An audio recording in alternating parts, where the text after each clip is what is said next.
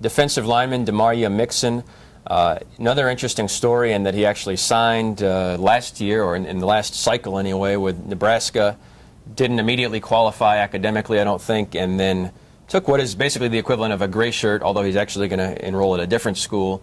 But he's just had some time off, and now Tennessee gets him in the next recruiting cycle. Yeah, and kind of had to wait things out at Nebraska, so it's been a little bit of a trying process for him. Had to wait until, I think, August to finally get final word that he wasn't going to be able to enroll at Nebraska. So he's thrilled about the opportunity to be at Tennessee, and certainly has a really good chance to play right away, with Tennessee needing all the help it can get on the defensive line. I think because he's a year removed from playing high school football, there's some questions about just how ready he will be.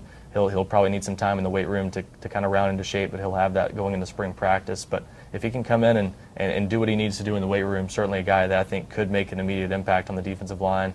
Probably more likely at defensive end, but maybe down the road projects to defensive tackle, which is I think why we have him rated as a defensive tackle on 24/7 Sports. So could play pretty much anywhere on the defensive line, except maybe nose tackle at some point down the road.